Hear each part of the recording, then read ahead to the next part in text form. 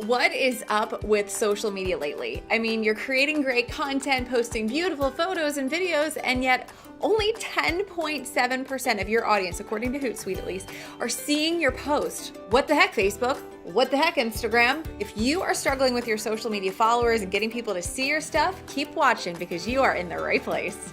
My name is Cyrissa. I'm the owner of Immerse Photography and the voice behind Sparkle Society, where I encourage, educate, and empower creatives and photographers to make informed decisions for their business. And social media is my jam, and I want to help you to fall in love with it the very same way, because I've grown a six-figure business exclusively with social media marketing. So I know this stuff works, and I know that despite what you are hearing in any social media chat rooms, you do not have to pay to play. Let me say that again for the people in the back. You do not have to pay to play, and anyone who tells you otherwise simply doesn't know what they're doing on social media. Let me show you how to understand the algorithm and the four main things that you can do to get seen in the newsfeed.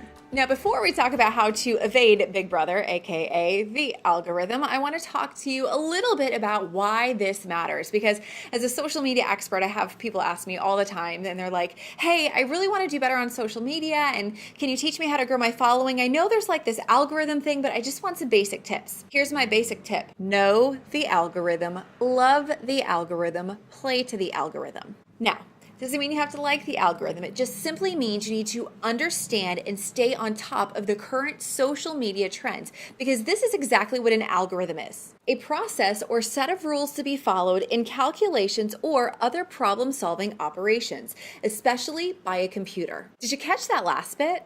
Especially by a computer? Even though we are on social media, which is all about people and relationships and conversations and communities, there is still a very systematic way that Facebook decides who is going to see your stuff. And you need to stay current and on top of what is trending so that way you can pop up in the news feed. So right now, I'm going to dig into the four main things that you can do to make sure that your posts are seen, because like it or not, there is an algorithm. And if you understand it and play to it, you are going to shine online. But if you choose to ignore it, and if you choose to sit back and say, this isn't fair, I don't want to do this, you're simply not going to get seen in the newsfeed. And I have a feeling you're watching this video because you are running your business like a boss. So let's get right to the good stuff. Number one, what you post on social media matters. If you think about it, there's all kinds of different content you can create, right? Like you can make a post with just words. You can make a post with a words and backgrounds. You can make a post with a video and with a photo that goes along with it. You can share a video from YouTube. You can share something from Instagram. You can do a live streaming video. You can share an article. You can post a GIF. You can lots of different things, a poll, right? There's all kinds of different things that you can do. Well, Facebook and Instagram, they rank all of those things and give them different weights in the algorithm. So for the last several years, video, specifically live streaming video, has been very, very high up in the algorithm, meaning if you post a live video, the chances of a lot of your audience seeing it are pretty high versus if you posted something that was just simply text-based. So what you post in the newsfeed matters, and we have to keep in mind that in June of 2017, Facebook rolled out a new mission statement, right? That focused on communities and conversations. So before you post anything on your page, I just simply want you to scroll through your own newsfeed. Take notes. What are you seeing? Are you seeing GIFs? Are you seeing memes? Are you seeing articles? Are you seeing posts from your friends? What is it that you're seeing? Because if you take the time to pay attention to what you're seeing in your newsfeed, that will give you some clues on what the algorithm is currently in the mood for. Second thing that matters with your algorithm is when you post your content and how quickly it gets engagement. So I know as a photographer, I'm a night owl. I know many of us are. And so, I would edit late at night and I would post a photo at like 2 a.m. And a couple of years ago, that would be fine because everyone could still see your post. Well, nowadays, when we are fighting for attention and so few people are seeing our stuff, we have to make sure that we're really optimizing our accounts. So if you post a photo at 2 a.m. and your audience really, truly isn't online, then you're not going to get a lot of engagement, and that is going to affect how many people see your post. Because here's how Facebook works. They take your post and they throw it out to a small sampling of your audience for about 10 to 15 minutes. If those people respond positively, then Facebook goes, oh, this is a valuable post. Let's show it to more people. And if those people respond well, they show it to more people and it snowballs. But If you post in the middle of the night, or you post when your audience is super busy, maybe their kids are just getting off the bus, or they're in classes at school and they're not in the place to engage with your stuff, and Facebook puts it out in front of 10 to 15% of your audience for a few minutes and no one responds, it's going to pull that content and say, oh, no one likes this. So it's important that you're mindful about when you post and you try to entice engagement as quickly as you can. The third thing that matters that you may not realize is who engages with your content does matter. So again, Facebook looks at all of its content, right? And weighs it between like, oh, this is really good content. Nah, this is stuff we don't really care about so much. Guess what? They do that with the users as well.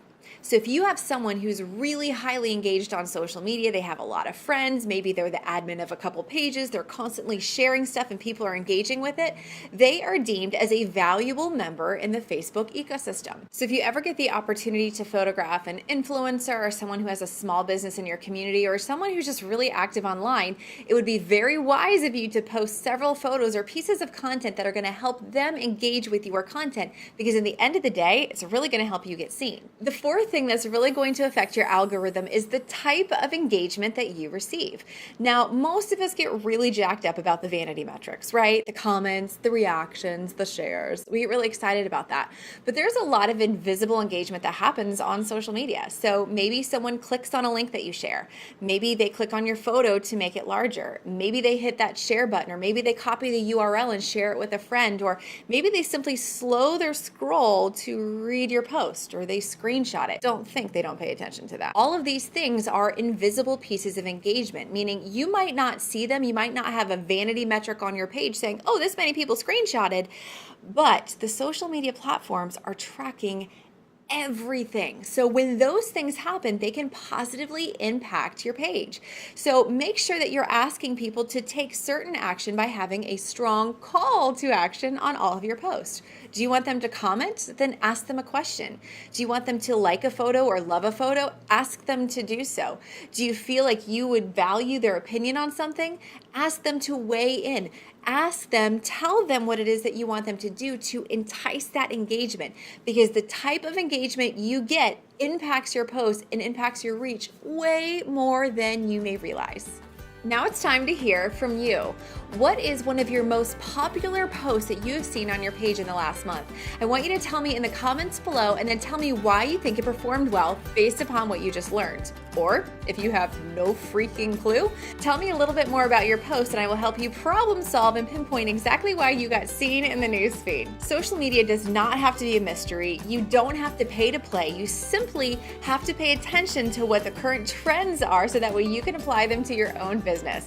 Now, if you don't want to have to waste time hunting around the interwebs to figure out what the heck that crap is, make sure that you have subscribed to my YouTube channel right here, and then down below, grab my download. I have a 9-page social media strategy guide that is full of 30 social media posts for your photography business. Let me take over your social media accounts for 1 month and I will show you, my friend, how to shine online. Thanks for watching, you guys. I'll see you in class. Bye.